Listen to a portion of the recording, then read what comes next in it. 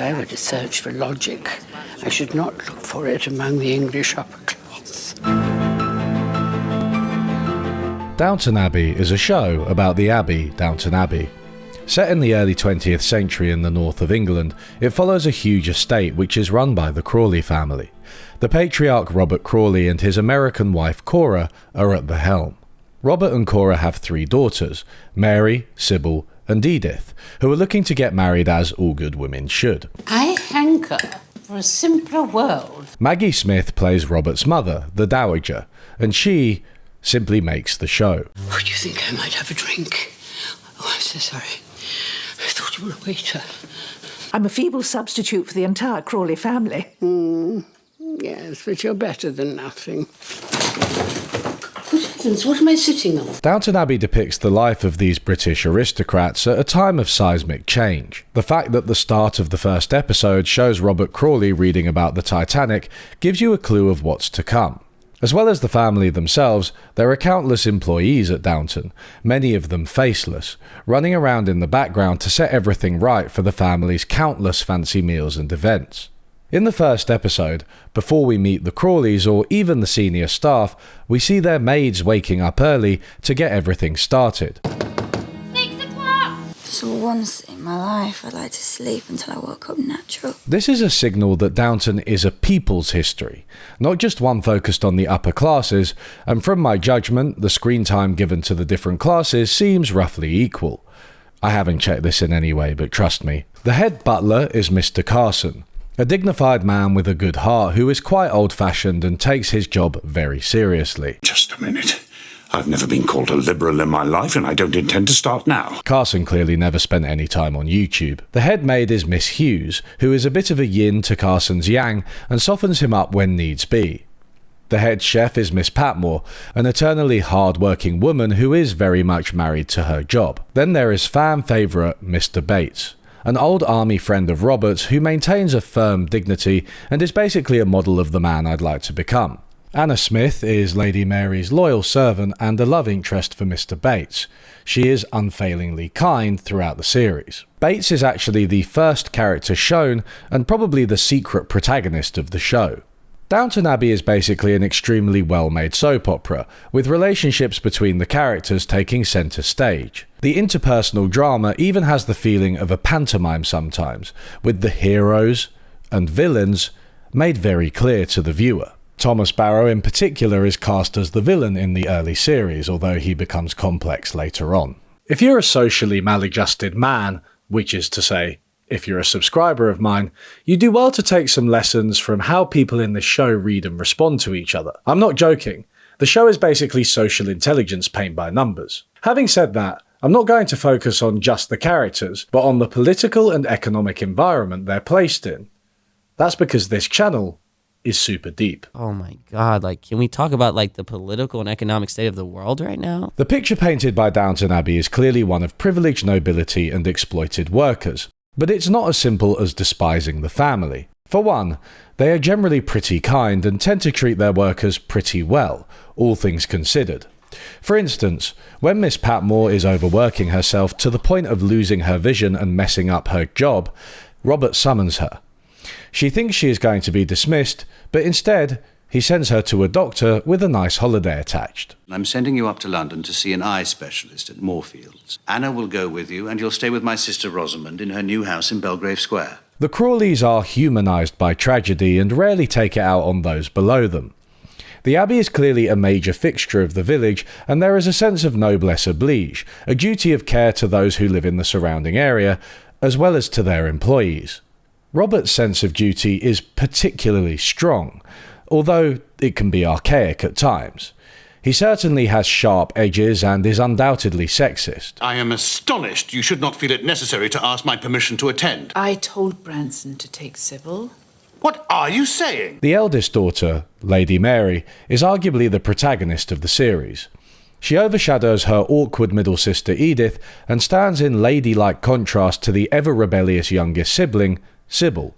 Mary is considered the most attractive of the sisters by the standards of the time and behaves in the most ladylike manner, on the surface. Her stalwart desire to maintain Downton's legacy compels her to carry herself properly and even sing cheesily whenever is needed. Much of the show follows her journey and who she'll marry. What's also clear is that Mary looks up to the sharp-tongued dowager and aims to imitate her with plenty of barbs of her own. But she often falls short and in some cases just comes across as mean. The dowager is witty and tough, but ultimately fair. Mary can just be nasty, especially to Edith. What's the matter, Granny? I was worried about Edith. I can't think why. My dear, a lack of compassion can be as vulgar as an excess of tears. So Mary learns her lesson as time goes on, sometimes directly from her grandmother. And by the late series, she comes up with what I personally think is the best insult in the entire show. A Scouse woman is trying to blackmail her, because of course, and starts attacking her class position. Just great lady. You think you're so marvellous, don't you? Your lot's finished. You're going down and we're coming up. The working classes may be coming up, but I'd be very surprised if you are. This is a perfect insult that deftly avoids any class shaming and justifiably targets a pretty odious woman.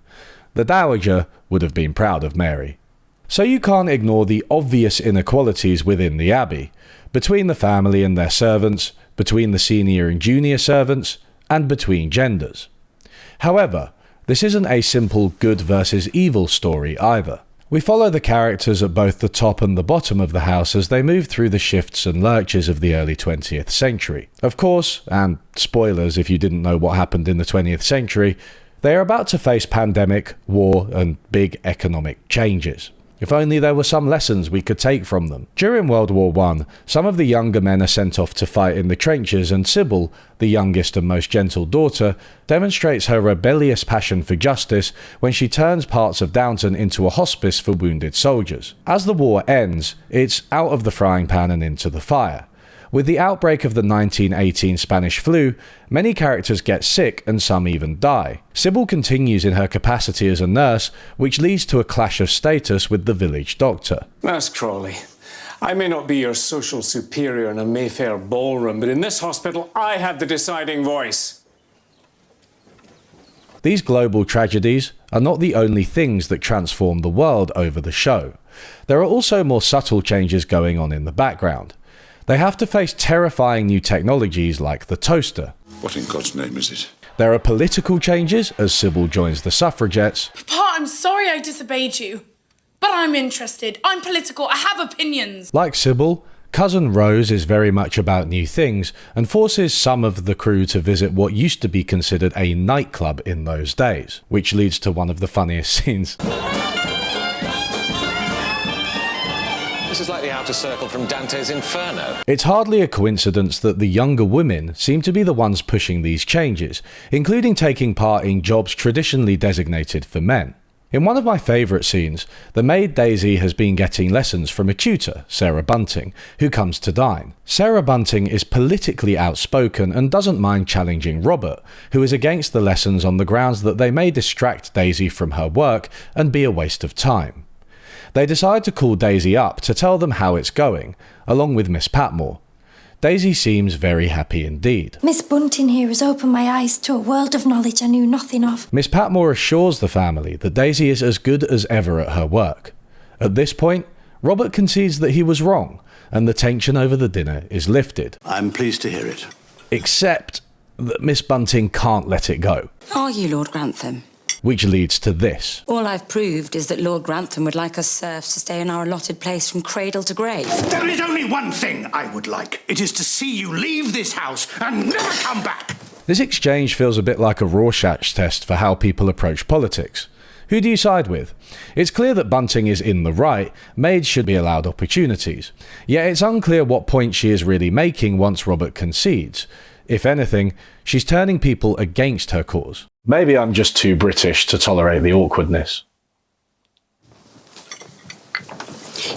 Are you still writing that very interesting column? Yes, Granny. What's clear is that despite the wealth, power and privilege of the family, they too are forced to adapt as the years go by.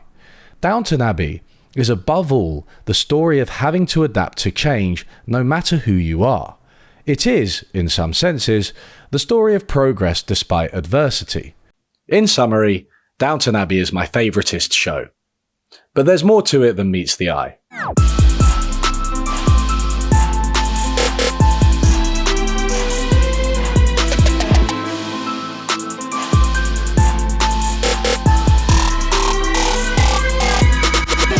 Like many series, you could argue that Downton Abbey is better at the beginning.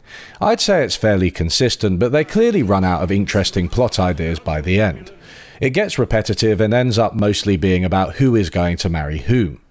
The films are nowhere near as good as the main series. It's saved by the acting, production values, music, scenery, and the investment you have in the characters.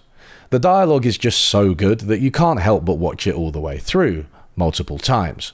At this stage, you may be wondering how I view the show as an economist. For those of you who haven't watched Downton Abbey or haven't finished it, I'd recommend doing so.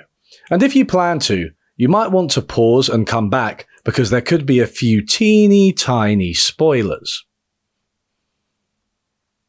Sybil dies! Sybil dies! Sybil dies! That's right, I'm the villain. Downton Abbey's business model represents a blend of modern and traditional economics. The Crawley family clearly occupy an aristocratic position, with all of the cooking, housekeeping, and much of the childcare done by servants in their obscenely massive home. These servants literally live in the basement of the building and wait on the family hand and foot. Even within the servants, there is a clear hierarchy, with butlers at the top and maids at the bottom. It would be easy to mistake this for an old feudal setup, with the lords and ladies occupying their position just cause. Having said that, the employees are all there voluntarily, in that it's possible for them to seek employment elsewhere. They are paid wages and many of them aspire to marry and buy a house, potentially with servants of their own, in the future. In other words, we are talking about a capitalist economy with a labour market where people can earn money and there is some mobility. This distinguishes the situation from feudalism, where everyone is fixed in their place by the divine right of kings. You can see the progressive effects of this in Series 1, where Gwen, one of Robert's maids, is interviewing for a job as a typist, which pays more and offers more progression. Sybil actively encourages her and brings the potential employer to Downton, where they do the interview in the library. Sybil blocks Robert from going in. I cannot use my library because one of the housemaids is in there applying for another job. It's about the size of it. The interview is successful. Years later, after Sybil is dead, Ygritte from Game of Thrones returns to Downton, but as a guest, clearly having made something of herself. Forgive me, but have we met? She is furtive, but once the family recognise her, they are welcoming. It seems marvellous to me. You leave service, go into government. Now you're married to a prominent man. 20th century story. I agree. Welcome back. Characteristically, it is only Thomas, then the head butler, who tries to be mean. Mrs. Harding used to work here. What? She used to be a... Thank you, Mr. Barrow. And he is directly cautioned by Robert for his efforts. I have an idea that when you mentioned Mrs. Harding's connection with us, you were trying to catch her out. Well, I don't like to see such things, Barrow. I don't care for a lack of generosity. Do you understand me? Yes, my lord. But it is Tom Branson who symbolises the paradox of this mobility. Starting off as the family's chauffeur, he is an Irish socialist who bonds with Sybil over their radicalism. This leads to them falling in love. I've told myself you're too far above me, but things are changing. As he and Sybil get together and eventually marry, he moves from working for the family to becoming part of the family, which entails some typically awkward dinner exchanges. Is it an Irish tradition? What? She means not changing. Unlike Miss Bunting, he navigates the situation with grace. These are not quite my people. That sounds like a challenge. Well, here's another. Would you like to dance? Oh. Note that Miss Bunting is a late love interest for Tom once Sybil is dead, but her blow-up is what makes him decide against it. Shortly after Sybil dies, Branson briefly moves to America with his and Sybil's daughter. He seems to have two revelations there. Firstly, despite Sybil's death and an uneven history, the Crawley family is his family, and he doesn't want to be away from them. Secondly, he abandons his radical socialist roots. But I don't feel the same about capitalism.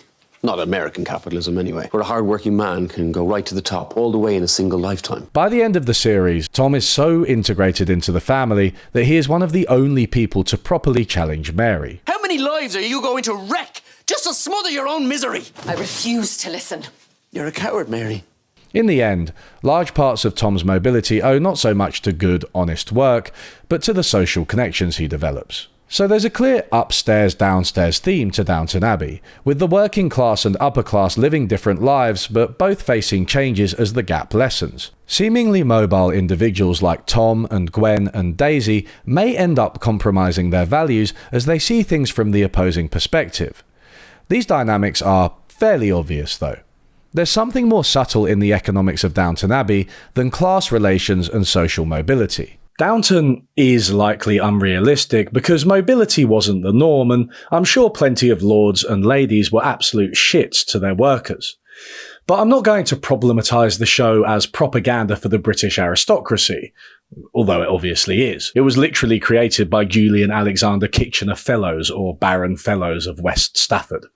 If you want a video that goes into this more, check out Downton Abbey, Aristotrash by Renegade Cut. And if you're one of the 5% of my subscribers who can read, check out the article Adapting Heritage, Class and Conservatism in Downton Abbey by Catherine Byrne. My opinion is in line with one blogger who said, Downton is not a history lesson, but it certainly inspires an interest in history. What surprised me about Downton was how accurately it depicts economic history.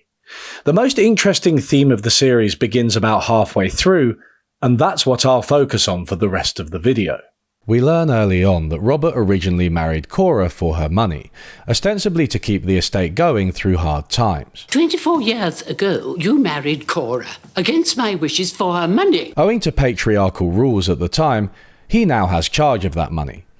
But by the third series, it seems that Robert has made some bad investments, to the point that the Abbey is now facing bankruptcy. Are you really telling me that all the money is gone? From here, they start to talk about making the land they own more productive to make ends meet.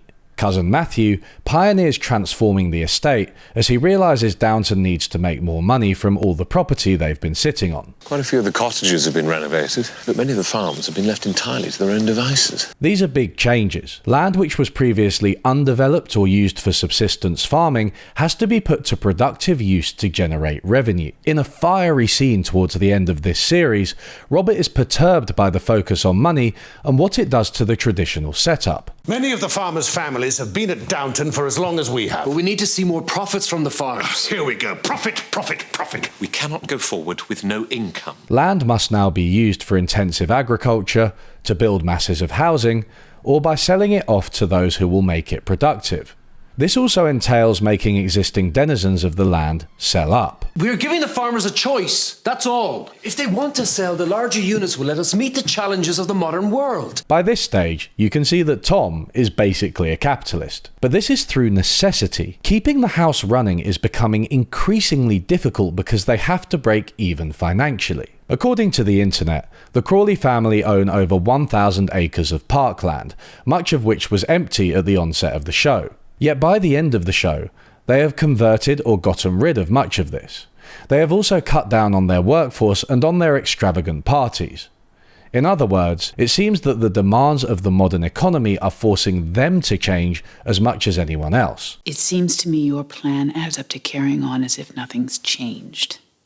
To spend Matthew's money keeping up the illusion. We won't shed a tear for the Crawleys as they are still living luxurious, leisure-filled lifestyles even as the world changes around them. What's important is the process depicted in Downton Abbey and how it relates to the birth of capitalism, the economic system we all know and love. One theory was pioneered by the economic historian Ellen Meiksins-Wood in her book The Origin of Capitalism. For Wood, the practice of making land more productive due to economic necessity is central to how capitalism came about. In fact, Downton Abbey's surface appearance of feudalism, lords and ladies with butlers and servants, which nevertheless hides a capitalist underbelly, is a perfect representation of how the former gave birth to the latter.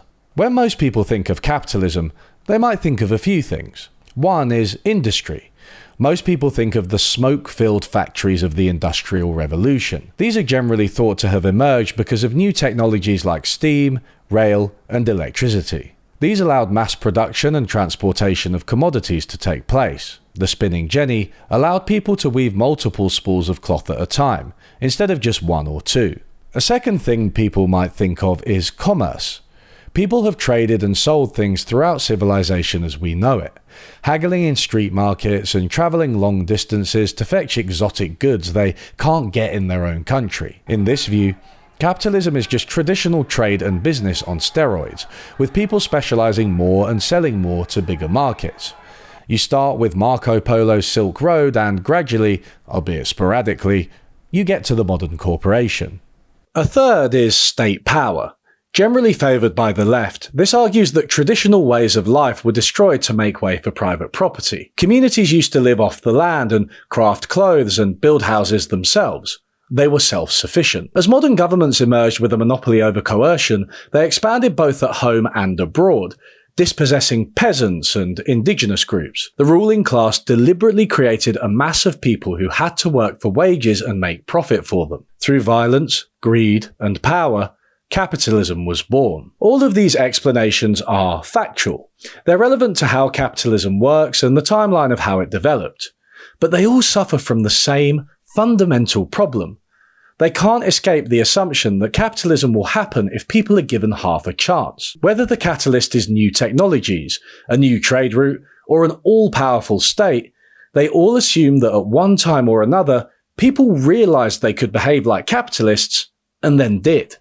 In the words of Meiksins-Wood, they all rely on the opportunity to behave like capitalists. If that's true, human history is just a story of everyone waiting in the wings until the conditions are right to become capitalist. It is the history of removing obstacles for capitalism to flourish. But is that really the case? In Downton Abbey, they are compelled to behave like capitalists, which may offer us the key to unlocking this mystery. I'm going to rely quite heavily on Ellen Meiksins-Wood in this video, and some might criticise her work or criticise me for using one source too much. While that's entirely fair, I want to highlight why I've done it. Firstly, she is brilliant and deserves her own video. Prove me wrong. Secondly, I want the video to be shorter than usual, so I'm not reviewing every part of this debate, which would take 7 hours at least. Third, the important thing is less whether you believe exactly what she says, and more to encourage critical thinking about how capitalism emerged. Needless to say, that is a question which has confused the best and brightest historians for a long time. But it has also confused some other people. Everyone on YouTube is talking about capitalism, but most people have trouble properly defining it, explaining how it works, and where it came from. And I'm not talking about reading out the first definition you get from Google. You want to use a search engine that makes up meanings for fake sayings? We need a historically grounded definition that shows how our economic system emerged and what makes it tick. To show you the opposite of that, here is the physicist Sabine Hossenfelder trying her hand at economics for some reason. I had to rewatch her video for this and now you will share my pain. What's valuable about Sabine's video is that it falls into all of the classic traps for modern observers trying to explain how a system they live under emerged. She seems to assume that people, when left alone, will gradually develop capitalism somehow.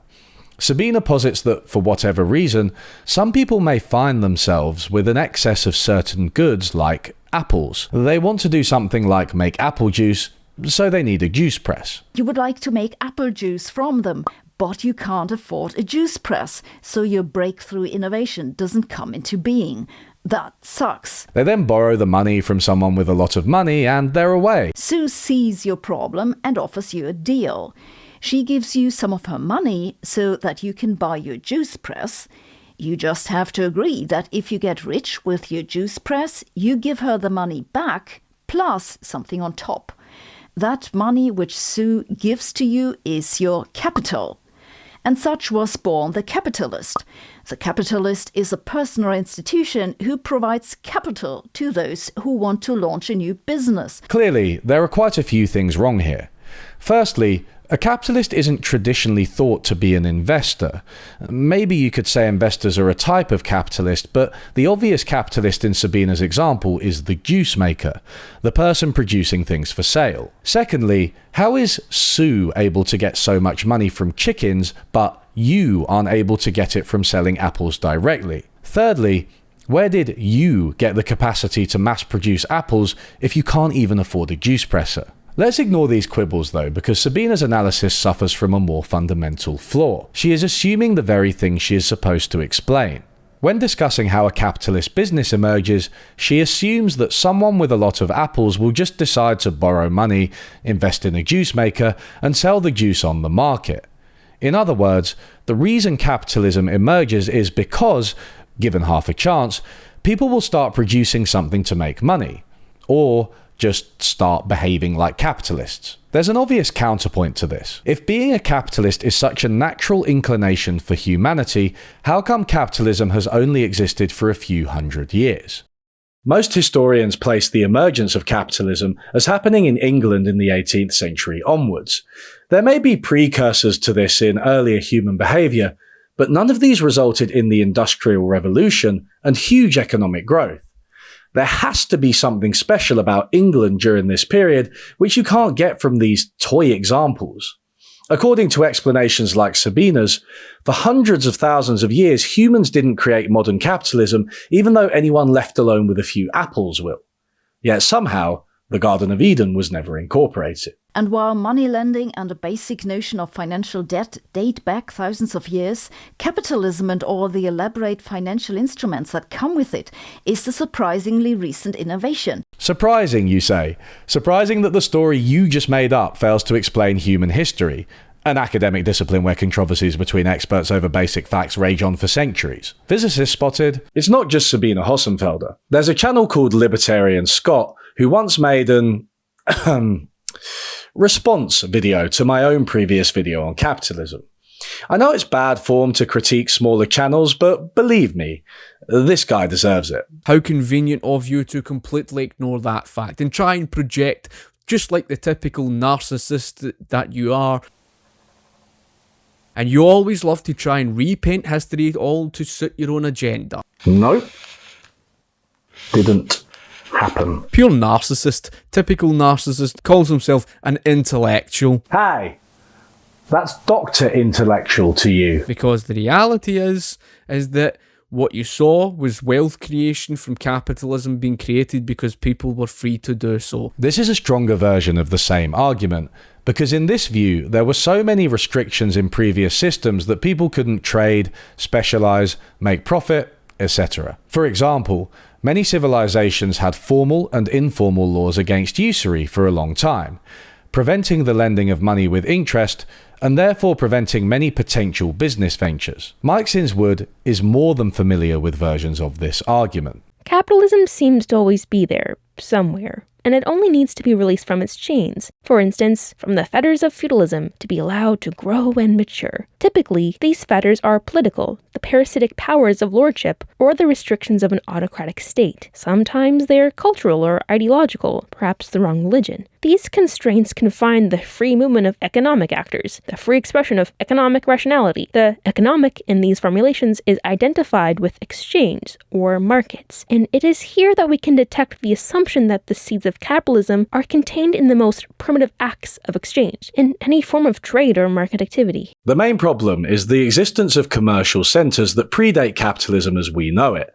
yet which were not associated with the kind of economic growth we have seen over the course of capitalism. Commercial centres like Florence during the 14th and 15th centuries saw widespread free trade and high living standards, especially for the wealthy, but they didn't take off like in the English countryside. Similarly, there were many wealthy peasants throughout history who were not much restricted in their ability to trade, yet never really became capitalists as we know them. Eventually, these commercial centres all gave way to internal and external forces. Most notably, all would eventually be consumed by capitalism once it did emerge. More on that later. Scotty can't square his view that capitalism is natural with his view that capitalism leads to increased material living standards. Because if behaving like a capitalist is so natural, living standards should have taken off in countless times and places before England a few hundred years ago. Ah, Glasgow, you produce Limmy, Kevin Bridges, Celtic Football Club, battered Mars bars. This view? Capitalism? Then this guy? Come on, what happened? As one final example, let's take a look at another YouTuber. Unlearning Economics. Dumb name. He begins by detailing the division of labour, how workers splitting into different tasks increases productivity. This is undoubtedly key to the description of capitalist enterprise. When workers specialise in different tasks within production units such as farms or factories, this is a source of surplus above and beyond what they need. He deftly, dare I say handsomely, avoids the trap of just assuming that specialisation and capitalism are one and the same. But the observant among you may have noticed something. I haven't mentioned capitalism yet. Surplus and the division of labour were common to settled civilizations long before capitalism. The video also acknowledges that capitalism isn't a natural evolution and that the interests of capitalists can affect the organisation of the economy. For this reason, early capitalism was filled with all sorts of legal restrictions on production, which pushed workers into factories, including restrictions on how many looms could be held in a home. Rather than increasing efficiency, that is, getting more output for less input, capitalist firms aim to increase the total work done by labourers, and therefore total surplus. Plus, the fundamental MC-M prime circuit identified by Karl Marx, depicting reinvestment of profits which leads to expansion.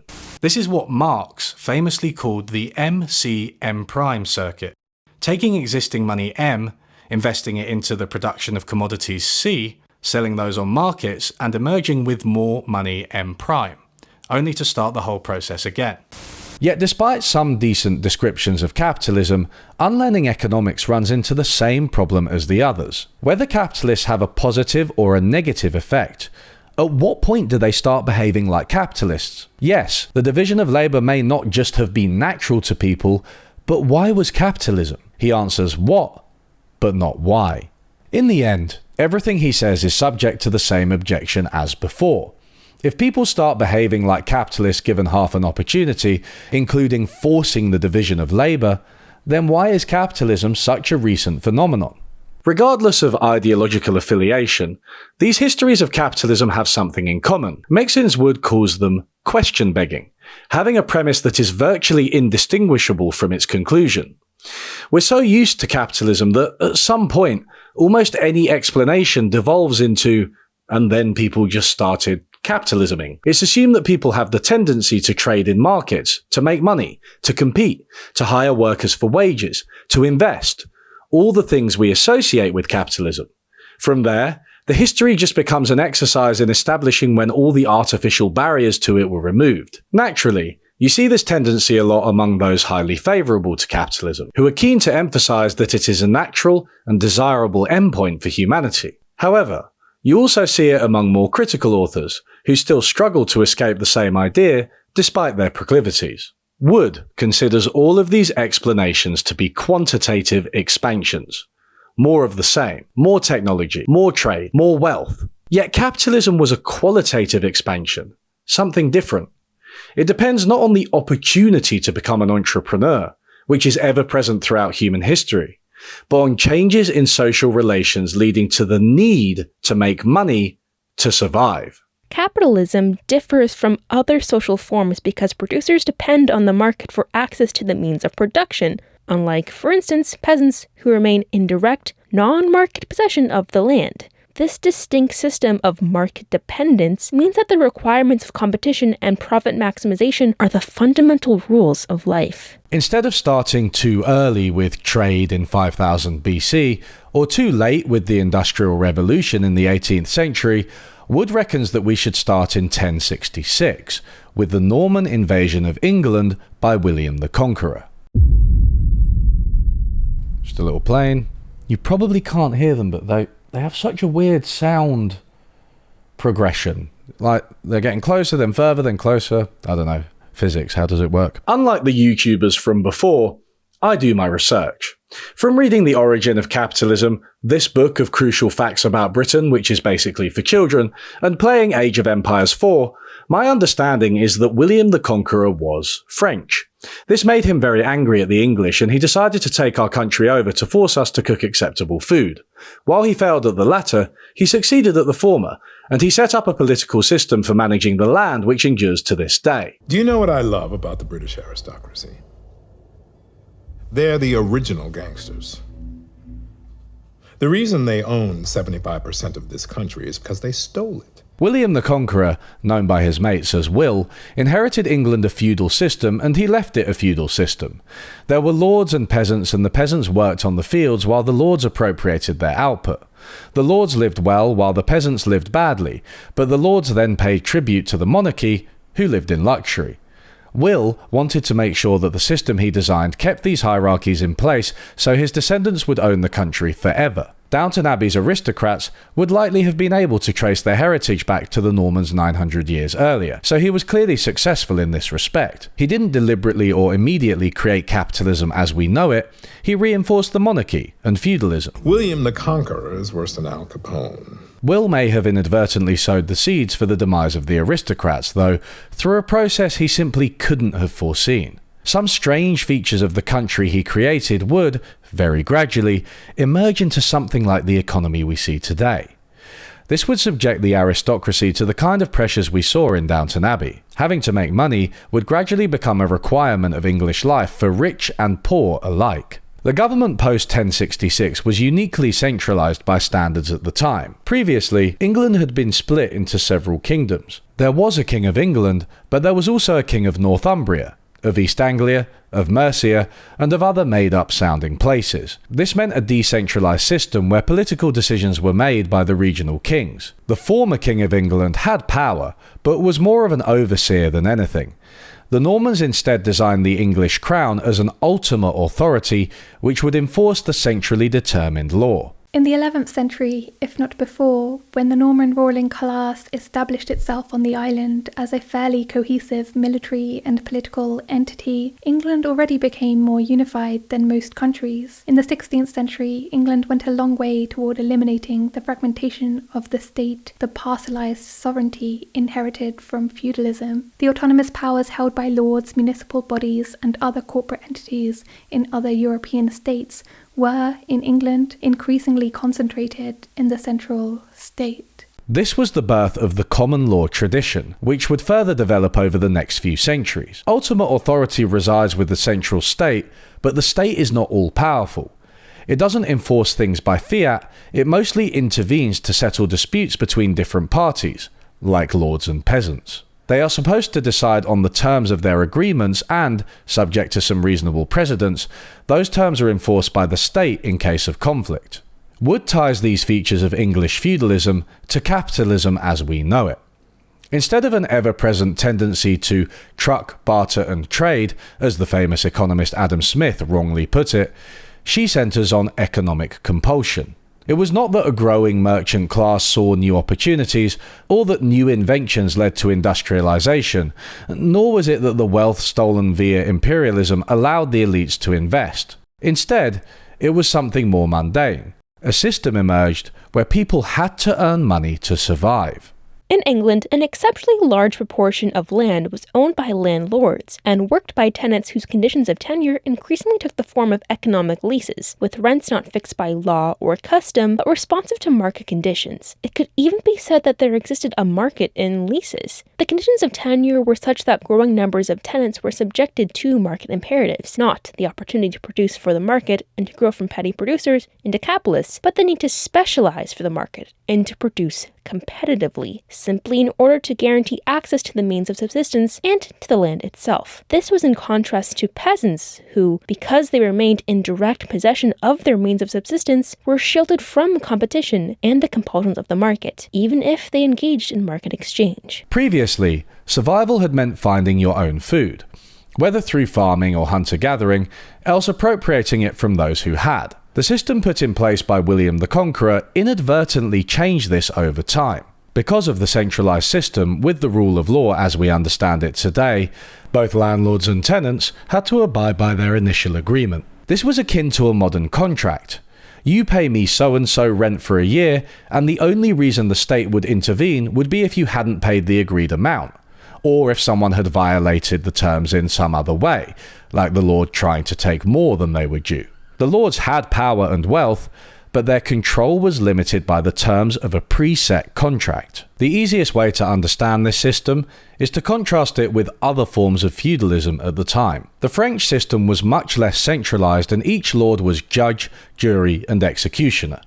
If the French lords wanted to up their order of grain, they'd wade onto the land themselves and say, "Me and thee plus grain." The lords possessed direct political authority, which meant they could squeeze the peasants if they needed more. In contrast, if the English landlords wanted more grain, they'd pressure tenants to be more productive so they could raise the rent over time, but they were not licensed by the central government to squeeze them as directly as French landlords were. The English landlords had to agree to the terms of a preset contract.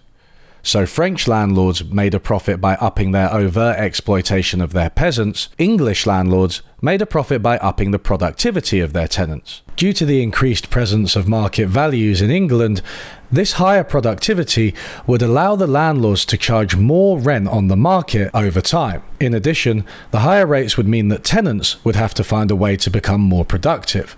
It was this compulsion that led to the impetus to work to survive, the very same thing that would later affect the aristocrats in Downton Abbey. This was the birth of the market system that we recognise today. There were also material reasons that this system took hold in England. Thanks to the Romans, there was an extensive network of roads and water transport which facilitated centralization. The lords also owned larger tracts of land than in the rest of Europe. A centralized state would have found it difficult to enforce countless, tiny disputes between lords and peasants in a more decentralized system as in France. In addition, these large tracts of land allowed lords to benefit from economies of scale, facilitating further investment. As Wood acknowledges, it's impossible to pinpoint an exact moment where this system emerged and capitalism was born. Was it when King Harold got an arrow in the eye in 1066? Was it some court's interpretation of a rental contract in 1251 which set a precedent? Was it the Glorious Revolution of 1688? Or King Henry VIII's decision to split the church? Was it when we started doing Greg's drive-thrus? We can't know exactly what caused the birth of capitalism, but what we can see by the 16th century is an increasing emergence of surveyors appealing to market values and arguing that some peasants were underpaying. The surveyors spoke of the annual value beyond rent, or value above the old rent. As market value went up, more was demanded of the tenant, so they, or another tenant, produced more. The land became more valuable, and the cycle continued to push economic output up, seemingly without limit. Though we must remember that in reality, this was a slow process drawn out over centuries. In Bridgerton, set 100 years earlier than Downton Abbey, the wealthy family are also talking about the productivity of their farmland. The fields by Ferry Hollow, I was thinking we might hold off on leasing them this year due to the hard frost. They certainly don't seem to be as concerned about it as the Downton lot. Money is never a problem in Bridgerton, which may just be a symptom of the fact that Bridgerton is set earlier, before capitalism truly destabilised the aristocracy. Or it may be a symptom of the fact that Bridgerton is fundamentally a worse and more shallow show. In The Gentleman, set 100 years after Downton, aristocrats are forced to turn to organised crime to make ends meet. Some are losing their estates entirely to gangsters and facing bankruptcy. Kaya Scalidero is excellent as Susie Glass, though that's nothing new. Hi, Effie. How are you? I'm fine. How are you? And in the 2019 film The Gentleman, something similar is happening, and the gangsters helping the aristocrats grow weed include Lady Mary? This is getting confusing. The important takeaway is that for Meiksins-Wood, capitalism was not born in grand cities, huge empires, or through exploring new lands. It was born in the English countryside. And it was not born because people decided to be capitalist after they were released from arbitrary restrictions. It was born because the increasing presence of the market meant people had to work for money to survive. One way of looking at this whole process was the birth of the economy as a separate sphere. In the past, political and economic authority were one and the same. From the sultans in the earliest Middle Eastern empires to the emperors of Rome, the ability to set and enforce the law meant the ability to extract resources from those below you. There was no split between economic and political power. French feudal lords were the bosses, the rulers, and the wealthy, all in one. Although there is obvious overlap between those categories today, there is also a separation. Many bosses are not rich, many wealthy people have little formal power, and politicians cannot wade into your workplace to tell you what to do. With the advent of what Wood calls agrarian capitalism, the amount of rent tenants paid was not determined by the whims of the lord, but by the whims of the market. The expansion of market forces started with land and, by extension, food, our most basic need. Those who could use the land most productively for the most profitable uses would have an advantage. This meant landlords and tenants who worked harder, invested in technologies, and used superior techniques. You mean you want to farm the land yourself? That it's all settled. An ethic of improvement gradually permeated not just the economy, but broader ideologies. One of the most prominent intellectuals to embrace this idea was John Locke, who fixated on the idea of making land profitable for sale on the market. Whether the traditional arrangements and rights of English peasants or those of indigenous Americans, Locke was convinced that practices which didn't assimilate the land and bring it into productive use were morally worthless. This may or may not have been related to the fact that Locke oversaw and personally benefited from this process. You can see the ethic of improvement clearly in Downton Abbey. But it would be cheaper to give him a free cottage and work this land as it should be worked. As Wood details, it's also evidenced from crimes like Colonial Ireland, where land was forcibly taken for commercial use by the English, leading to famine. Was keeping the monarchy a problem? Would it be a problem for you to be ruled by the German Kaiser? This raises the question, how did this agrarian form of capitalism evolve from the 16th century to what we have now? How did we go from farm to factory, to office, to working from home? Why have they left the people that used to work there? They prefer to be in factories or shops. They like the hours better. Meiksins-Wood details the ingredients for this chain of events. First, increased productivity of land reduced the number of people required to feed the population. This freed up everyone else to produce other things. By 1850, the urban population of England and Wales was about 40%, but France's was still only 14%. England was also a net exporter of grain, so we were producing a lot more food with far fewer people. We were more productive than the French. And now, we are more productive than the French. Second, as markets took over food production, non-farmers were compelled to work for money to feed themselves. They could not grow their own food because they had no land, which meant they had to earn and burn.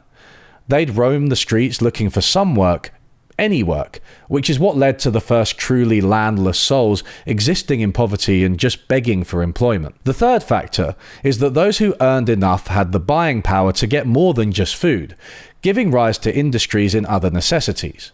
Most famous of these was the cotton cloth industry, which symbolises early industrial capitalism in England. Without a productive agricultural sector that could sustain a large non-agricultural workforce, the world's first industrial capitalism would have been unlikely to emerge. Without England's agrarian capitalism, there would have been no dispossessed mass obliged to sell its labour for a wage. Without that dispossessed non-agrarian workforce, there would have been no mass consumer market for the cheap everyday goods such as food and textiles that drove the process of industrialisation in England. It's no coincidence that our most basic needs were the ones that were first brought into the market. Once people were used to the market and it became a way of life, we expanded from basic needs to even more. This gave rise to what Karl Polanyi called the Great Transformation.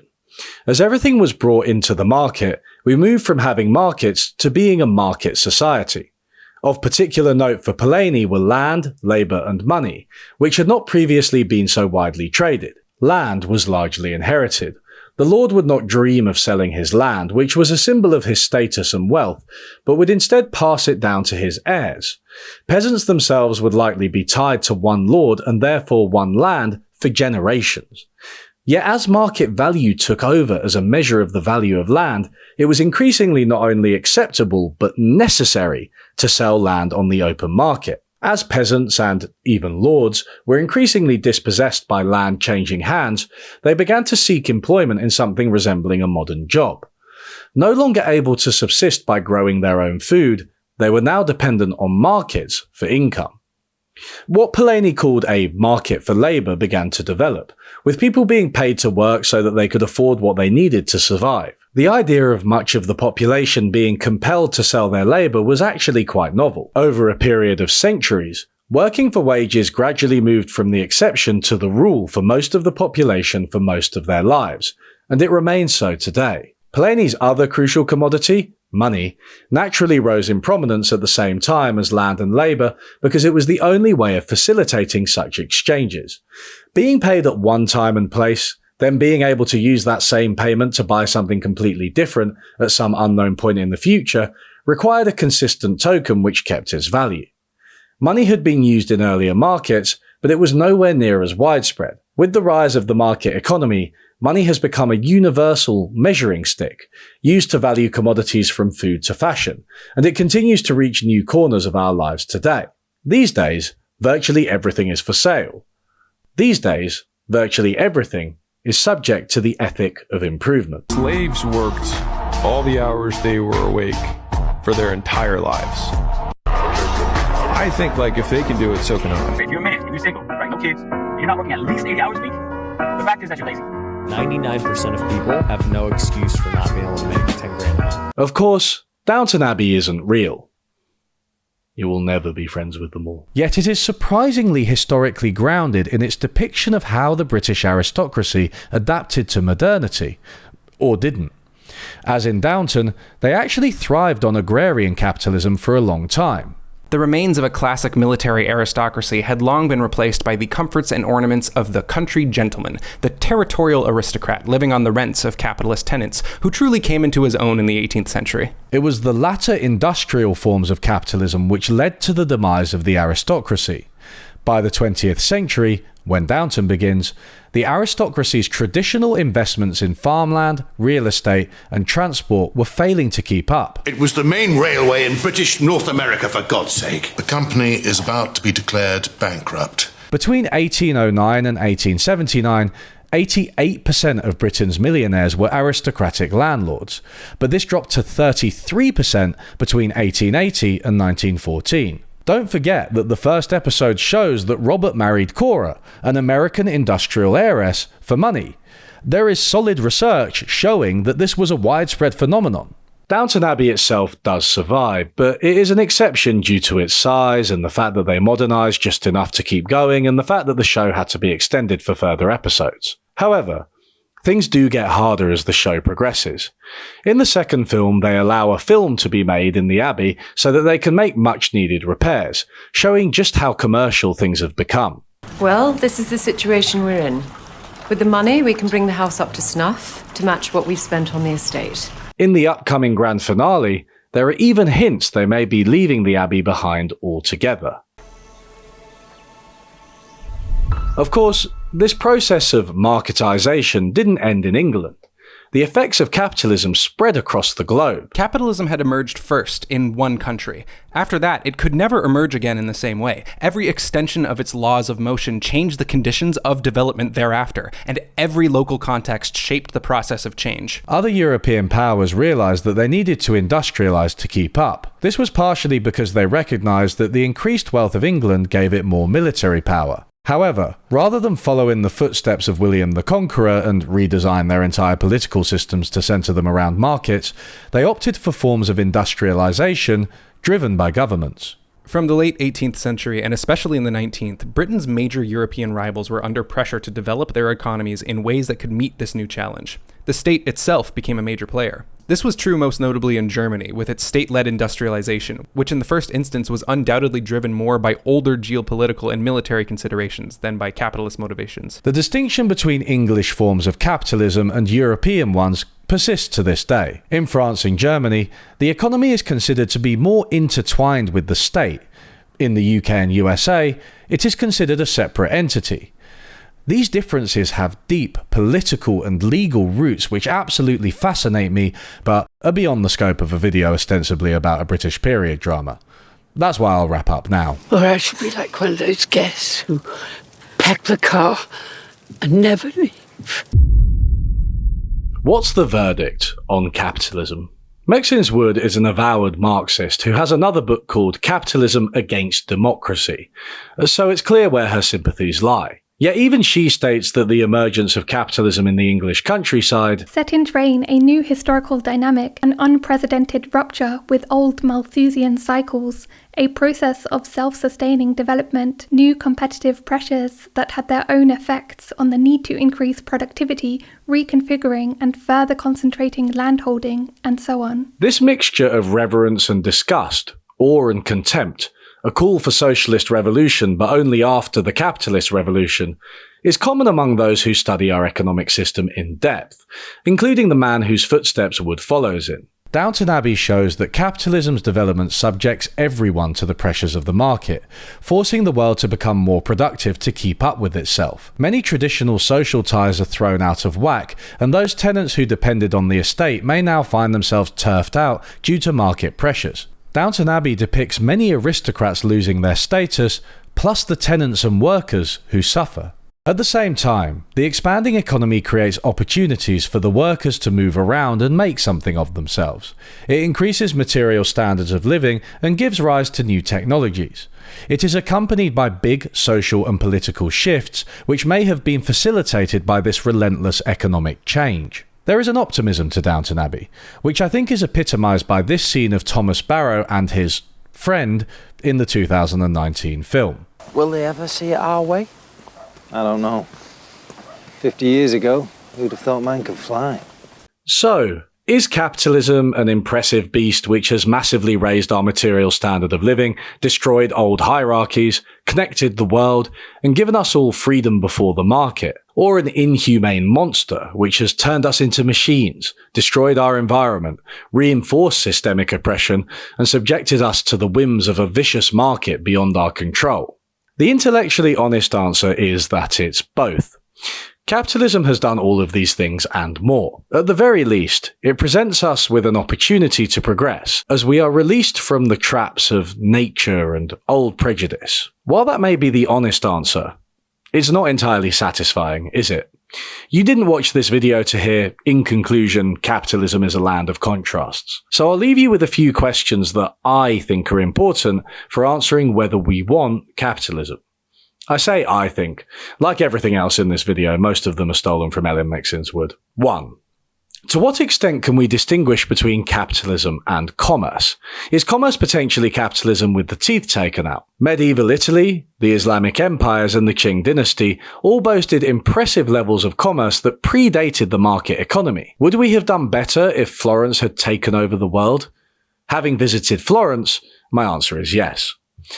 But seriously, these were highly elitist ventures that didn't lead to widely shared growth, so maybe not. On a related note, Jairus Bernagi has argued that capitalism and mass production were nascent in places like Florence, which blurs the clean line Wood draws between them and English capitalism. 2. If William the Conqueror, known to his friends as Will, accidentally created a market economy just by having centrally enforced rental contracts, why did it not happen elsewhere before? Capitalism may not be universal, but the conditions in England don't seem that out there, right? Some economic historians argue that the Roman Empire was a market economy. But if that was the case, why did Rome not take off? Other economic historians argue that it was actually the rise of science that allowed progress to take place over the past few hundred years, which again raises the question of whether we need capitalism. Meiksins-Wood makes a similar point about the Enlightenment predating capitalism and being based on non-capitalist values. 3. To what extent is the rise of fossil fuels and related inventions responsible for our growth in material living standards versus the expansion created by the market economy? If it's the former, then isn't one of capitalism's main claims to fame, that it increased material living standards, largely specious? Once more, if this is true, then maybe we need to think more about how we harness energy and less about how we harness capitalism. This is essentially the argument of fossil capital by Andreas Malm. In fact, Malm argues that fossil fuels and capitalism as we know it are so inseparable that a move to renewables will require a new system entirely. 4. What is the relationship between capitalism and sexism? Meiksins-Wood and Downton Abbey are both well aware of historical sexism, but they do not centre it as necessary. When Miss Hughes softens up and supports Mr. Carson, Daisy is discouraged from education, or all 3 daughters are required to marry, are these a necessary part of the system or historically contingent? Authors such as Silvia Federici have argued that the brutal subjugation of women, most viscerally through the witch trials, was necessary to force women into this supportive role. On the other hand, Downton does depict the gradual lifting of these barriers, and contemporary capitalism has far less strict expectations of women. 5. What is the relationship between capitalism and racism? Downton Abbey is quite good at depicting patriarchy and the class system, but colonialism is almost absent. They mention the colonies at one point, but it's barely explored. This mirrors a debate that Wood had with Adolf Reed about whether or not the emergence of capitalism required racial divisions to really take off. Neither dispute that there's a relationship between the two. Chapter 7 of The Origins of Capitalism goes into detail on how the process that began in the English countryside spread violently across the world, but Wood believes that, quote, capitalism is conceivable without racial divisions, whereas Reed believes that such a statement is useless given the historical reality. Personally, this struck me as a super academic debate about nothing. In practice, capitalism has been racist, but conceptually, Meiksins-Wood's definition of it as survival before the market doesn't have to mention race. Answering each one of these questions would require a lifetime of research. Both social scientific and natural scientific knowledge, a solid grasp of quantitative and qualitative evidence, careful philosophical reasoning used in the service of facts, thorough understandings of periods ranging from 0 BC to the 16th century Netherlands to the USA today. Answering these questions would entail watching shows like Medici and Rome and Landman, which are each many seasons long. I can't do that on my own. Do you know how many series I'm watching at the moment? I don't even like most of them, but my brain tells me I do because I've invested so much time into them. Plus, I can maybe get YouTube videos out of them, so I am economically compelled to watch them to make a living. Help! Help me escape this trap by signing up to my Patreon and breaking my ties to the algorithmic market that is YouTube. Help me escape capitalism. It must be bad if I'm saying that, right? Oh yeah, and you can now watch all of my videos on Means TV, which is a creator-owned streaming platform. It's run as a worker co-op, so we all get a stake and a say in how things are run. It is funded solely from subscriptions and not from advertising. So if you want to get away from YouTube but still see my content, and usually with fewer copyright strikes, then please head over there. Use the code UNLEARNECON to get a 20% discount. Thanks everybody for watching. This was a little bit different, wasn't it? Ha ha ha ha. How much fun we have on this channel. Thanks to Hobby for helping me record. Thanks to Ben and Maddie for editing. Thanks to Catherine for providing quotes. Thank you to all of my patrons. Anyway, I'll see you all next time.